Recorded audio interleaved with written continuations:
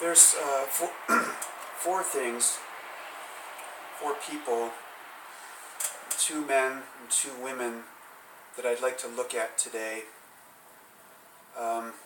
concerning behavior types and the messages that they send.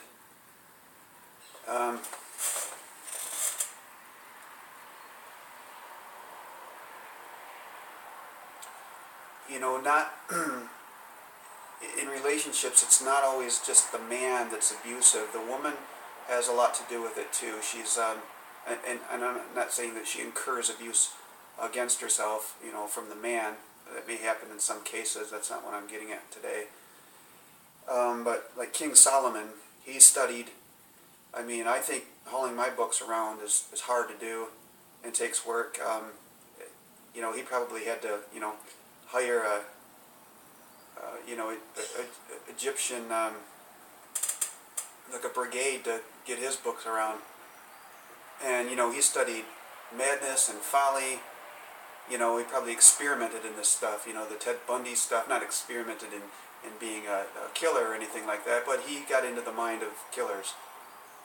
He was just enthralled in that stuff, And he found, and I'll read it here, when studying people or analyzing them, this is in Ecclesiastes, and it's in the beginning of it, so it's not too hard to find.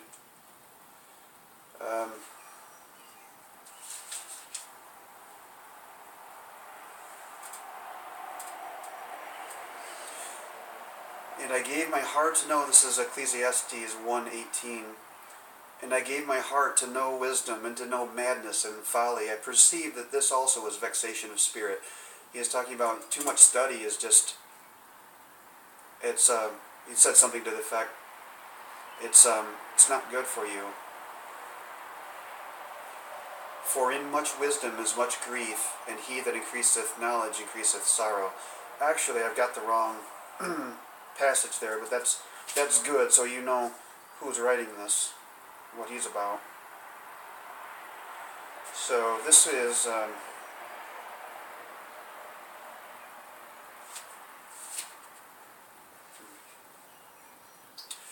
here he is. He's going, he's trying to find a good person on the earth.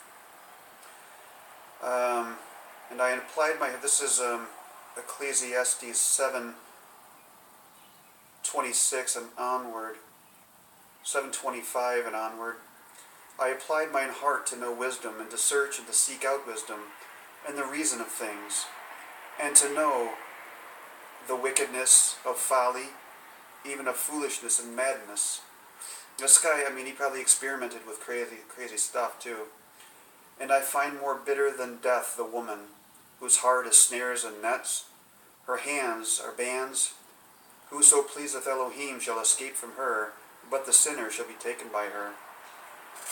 Behold, this have I found, saith the preacher, Solomon, one by one to find out the account, which yet my soul seeketh, but I find not.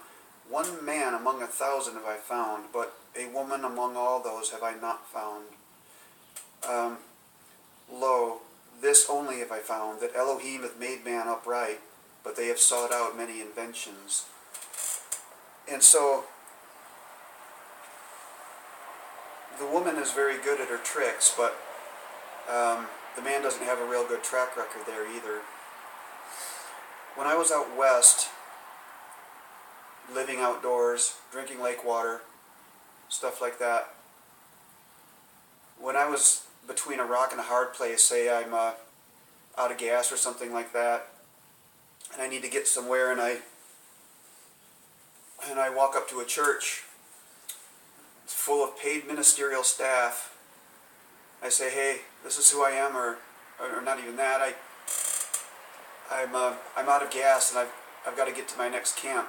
Can you help, or do you have a food pantry or anything like that? Well, gee, I don't know. Have you tried this or that, or Did you go to social services, or you have any family, or we have a food pantry on Tuesday. We don't typically, give up paid ministerial staff paid as a part of the church. They can't, maybe if I come back on Tuesday, maybe they'll set up an appointment. I can fill out an application or something, and maybe they can consider it. But the coolest people that I found while I was homeless, while I was out there, were the outlaws. And I'm not talking about people out shooting up the, I'm not talking about killers, and I am talking about people that shoot up the place. But these guys, they're driving around drinking, and maybe they don't have insurance, and maybe they want to take the long way home so the police don't find them. And they'll pull into your camp and they'll talk to you. And they'll talk honest things. Some of them are like panhandlers, and not the street panhandlers, real gold digging panhandlers that are still struggling with some, needing some reason or some money or some vindication or something, but happier than, I would say, the people that have it all together, paid ministerial staff that look sharp at every turn, And these guys would come in your camp and just talk to you. I mean, you could tell. They would drive by a couple times, and you could just tell that they were friendly, or they would wave or something like that. And they give you $50, say, if you were in a jam. One gentleman, he kept finding my camp, driving around. And I've got to move from here to there, legally. And one day he asked me if I needed anything, and I was praying that somebody would come by and ask me something like that. And I didn't have it in me to tell him that I did, and I said, "Oh no, I got a can of salmon here, and I got some rice left here, but I had no gas in my vehicle, and I needed to move on. I needed to get food and peanut butter and toilet paper, stuff like that." And he moved on, and I had to move away from there. I was hoping maybe he'd see me again. And even after he left, I was like, "God, I blew it. Here it is. You send this gentleman to help me, and I blew it." But I didn't kick myself and condemn myself, because Elohim knew I blew it, and I knew I blew it, and it's not over. It's, that's not the end of it. That's what faith is all about. So I'm at my next camp, and all I have is rice. I'm down to rice to eat. I've got firewood. I've got clothes hanging on the line. So I don't have anything to complain about there. And I've got country to explore that, no feng shui designer or anybody in any city building can create these kinds of landscapes or try to imitate it. I'm going to shut that door just a slight to minimize the noise so I don't have to yell.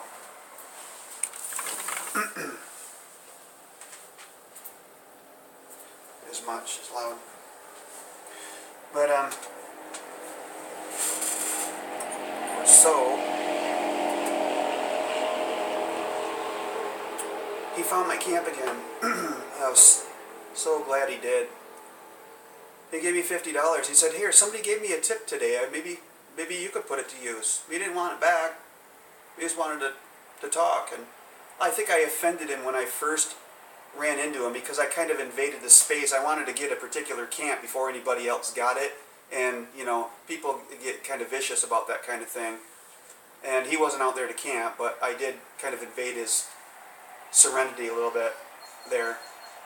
And serenity not to be associated with any like AA program or anything like that. They don't know what the truth is. But he came back, he gave me $50, and I went to the gas station that night. I ran out of gas on the way there, And I got like, $20 of, peanut butter and toilet paper and the kinds of things in gas, the things, stuff that I absolutely had to have. And I use um, regular gasoline in my Coleman stove, which, by the way, I have to destroy before anybody ever gets a hold of it, because I modified it and it's going to hurt somebody if they try to light it without. It needs to be destroyed. Um, so I use that for my cooking a lot, and we remained friends even until after I made it back to Michigan. But there was something I noticed about him, is that, well, what's cool about the Outlaws is that they're honest. And that's the type of people that Elohim is looking for, people that are honest. I would rather listen to as far as music goes, I would much rather listen to a rock band that says, we're a rock band and we do hardcore stuff and we drink and this is, this and that. If they're honest about it, I can at least trust them. But if I go to a contemporary Christian artist or something like that, music, who pretend that it's not rock and roll and pretend that this is for God and pretend that this is God honoring, and they're playing some kind of talent search and it's all about them, I don't want to have anything to do with that. They can't be trusted. They're hiding behind some kind of facade. It's rock and roll, I can tell. So these people are honest. They'll say, I'm driving around drinking right now because I don't want to go home. My wife is home right now. I bought this dog for her. She doesn't want it. And here's a picture of her. Her face is all black and blue. She's strung out on prescription drugs. But it didn't all start making sense. This is just one gentleman I'm sharing here out of 4 people. And I asked him, or I wanted to ask him, maybe I did ask him, could you possibly be contributing to what's going on at home? Could you possibly be contributing to her self-destruction? I don't remember the answer. I remember some of the answers that I got from him were not what I expected. But I was suspicious, or I wouldn't have asked.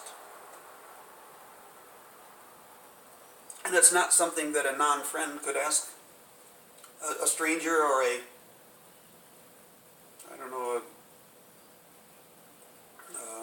psychologist or something. I don't know if they would step up and ask something like that. Especially they wouldn't want to find the cause of it. They wouldn't have a job if they did.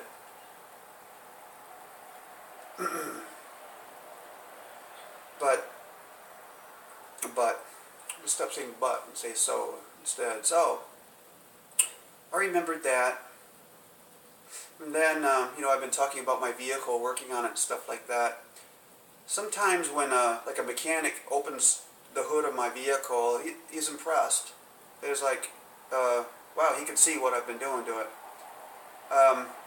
And there's been other times when mechanics have gotten my vehicle and I was ashamed because I didn't realize how bad it was running, misfiring and stuff. I just started getting used to it coming on slow.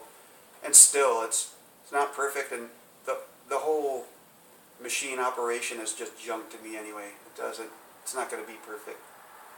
But I deal with auto parts know-it-alls all the time, and so, like I said, there's a lot of things that I don't know, and there's a lot of things that I do know in life. And so I go into the experts, and they, when I'm buying spark plugs, well, you're going to want this spark plug because it superseded the old one. Well, I have to ask, well, what does superseded mean? And they have to tell me, and sometimes they get carried away, and you give people an inch, they'll take a mile, and they'll take all the miles. So, I try to be humble and submit to them. Sometimes I'm just a dick, and they don't want to, they're hoping I'm not coming back. But, if you want to be the expert on the sewing machine, knock yourself out, The question is, do you have a car that runs well? Do you have a car worth repairing? Does your girlfriend's car run?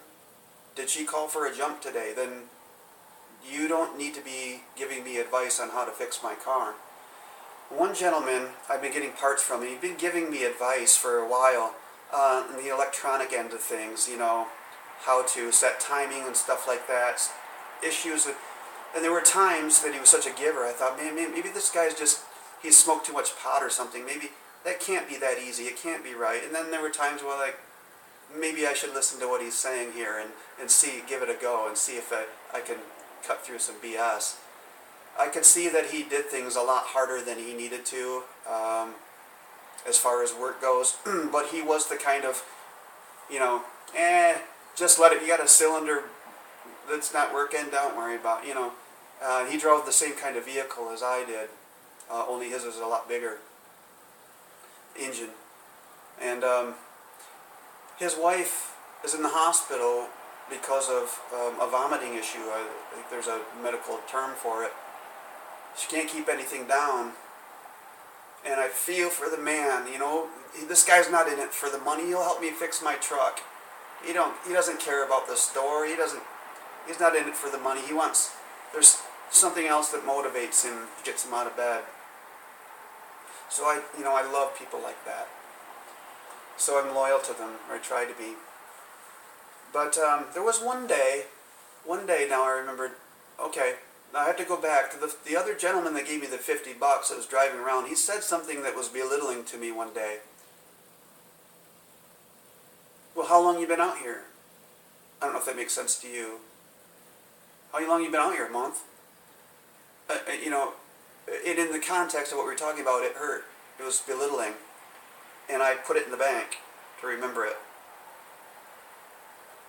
And this other gentleman, trying to fix my truck years later, always fixing the truck, he said something after I started being very loyal to him. He said, "You still driving that thing?" It was interesting because he has never seen my truck. And you can call it a thing, I don't care, but he'd never seen the truck. And it's a 4x4 Suburban with huge wheels on it. You have to be a gymnast to get in the thing.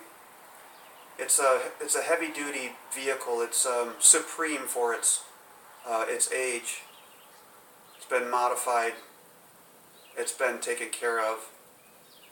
So he didn't have any right to say anything like that. And then I recognized he's got a girlfriend that's sick, or a wife in the hospital, and here's this guy, he's saying belittling things, and he's got a woman who's strung out on prescription drugs at home.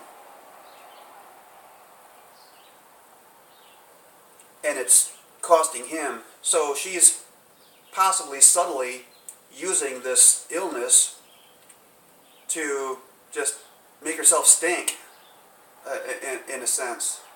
And then I see it with this gentleman over here. Am I right? I don't know, but I put them in the bank, and I don't deal with those people anymore. I don't let them talk to me like that. If they want to help me, I go somewhere else. So,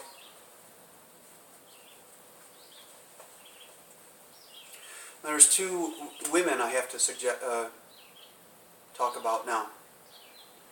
The women are tricky too, but here's a couple decent women, decent in my book.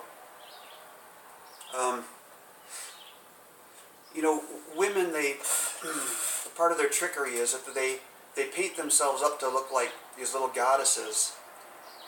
And if you fall for that, they can't respect you. If a man falls for that act, they can't respect that because they know it's just an act. They're not all that. If you fall for that goddess, if you give into that worship type thing, and it's very clear in the book of Genesis that the woman fell first. Okay, like in Jerusalem, the Jews, like in funeral processions, the women go first, leading. It's pretty grave. No pun intended. But, so, the, the woman, she led the man to be deceived. Well, would the man have been deceived eventually if it wasn't for her? I can't answer that. I don't know. It's a good question, I guess, to at least let hang there. But her desire, it says, because of the curse that became of it, I'm not going to get into all of it, her desire will be, the curse was that Elohim put on our grandparents was her desire, the woman's desire will be for the husband, and I think people miss that. And it's the same desire that Cain had for his brother Abel that he killed. She wants headship of the house. She wants to rule it. But you can't let her have that. And that doesn't mean you slap her around, or that doesn't mean you belittle her, or anything like that. It means that she's not going to respect you if you don't step up and be the man of the house. And if she's going to try to rule it, if she does step up to rule it, the house is going to fall. And she's not going to respect you. She's going to be alone. Where's my husband now? Because she's not to be the ruler of the house. It's not my decision. It's Elohim's decision. It's how he created us. And it's the same kind of thing, say, when a man's son, he wants to go out with his teenage girlfriend, and times when you know that he shouldn't be doing it, he wants to stay out late with her. And you fight with him. You're like, no, you're not going out. You're not going out. You're not going out. And then, you know, you want to be a good father too, and you don't want your son to dislike you. So eventually you give in to his pouting and his tantrums or whatever, and you allow him to go. And he winds up getting his girlfriend pregnant. His life is upside down compared to where it was before you let him go, and he doesn't respect you anymore because you didn't step up and be a tough dad. And you've ruined it for a long, long, long, long way because you wanted to please your son. It's the same issue when you want to please your wife. I see it all the time. Men want to please their wives. She becomes the head of the house falls, he is in misery. He'd just as soon just get out of there. And she doesn't have him. Does that make sense? There were two women, young girls. I was with some old people in Utah. This was after I crashed my car and needing their assistance. And we were going out to eat one day, and I was in this tie, basically walking the streets without a home, sleeping in the back of a vehicle that belonged to somebody else, trying to not get picked up by the police. I was close to Las Vegas, not a safe place. But these old people, I love old people, and I don't think they always, recognize my mentality or anything like that, because I looked young. I didn't always look this young. But I love old people. If I spend time with anyone, let it be old people. And they took me out to eat. Beautiful, beautiful restaurant. There was only one other table in there beside us. Nice service, nice day, calm. They needed it too. And I can't see very good, like in restaurants and things like that. I can't see other people's eyes. I can't see their pupils. I can't see exactly what they're looking at, so I have to read other cues. I can wear glasses that hurt, and I can't afford glasses that I can wear. I don't have distance glasses, and I wear a patch when I read and write. I can wear a contact lens. That's very painful and expensive as well. So there's a nice looking young lady over here with her family. Probably her, maybe your dad, maybe your younger brother. And they came in a van. And I kept looking over at them, maybe because it was the only other people in the room. Maybe it was because she was pretty and wasn't sure what the messages were between our eyes. And that there's often a conflict, some kind of, there's a message misunderstanding because I can't see like that. And, there's a few times I'd glance over and look, and, get back to our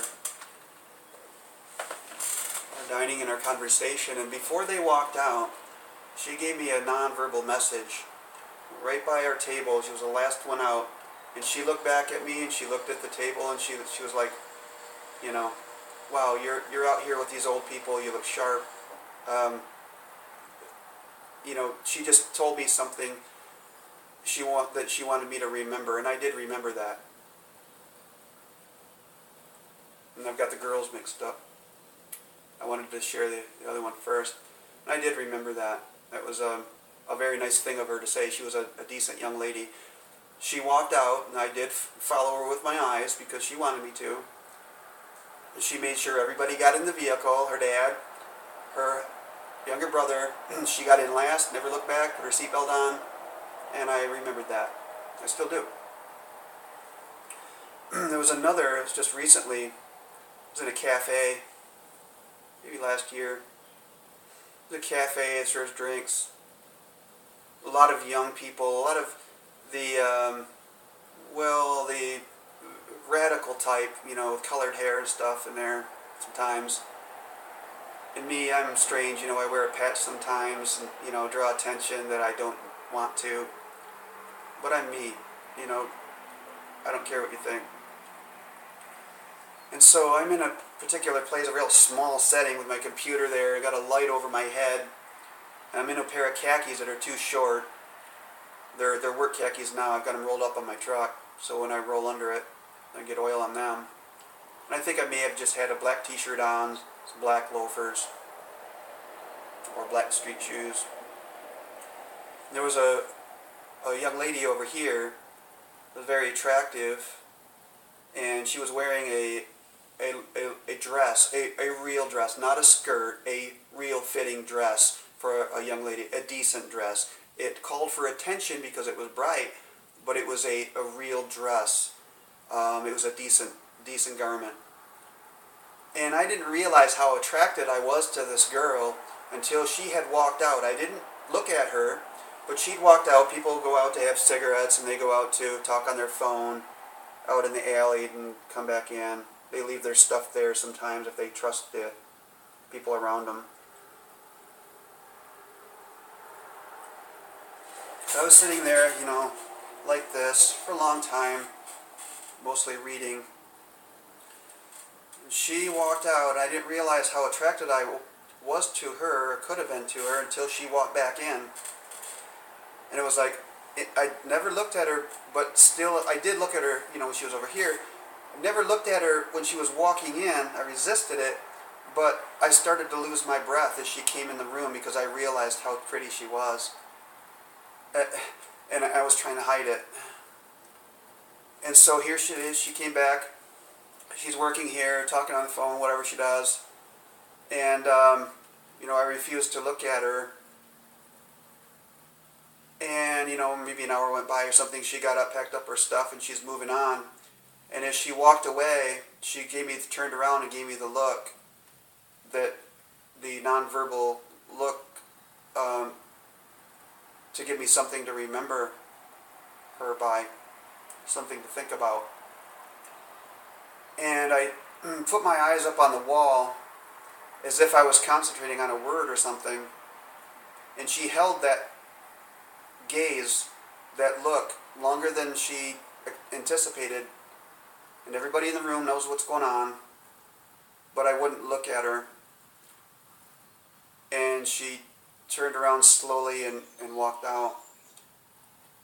And, you know, I think, well, man, what did she think of that? She's probably like, God, man, is a guy so into himself that he can't even look at me? I'm like the prettiest girl. I was the prettiest girl in there that day. But it wasn't that I didn't see her. It was that I couldn't see her. I did see her. Does that mean that I'm perfect and that I don't get carried away with the opposite sex from time to time? Of course not. But those were decent ladies, young ladies, that those are the nonverbal kinds of cues that women send. I like reading them. I like talking that way. I like talking through nonverbal cues. It's beautiful. but I wanted to share that because, you know, the woman has a lot to do with the relationship and the guy, with the guy. Like I said, do they incur the abuse against them from the guy? I can't, and I can't say in all situations that they don't. But they, I don't want to try to put too fine of a point on everything I say either, because I'm guilty of that. But I thought those were interesting scenarios that I wanted to share. So I think that wraps up this video.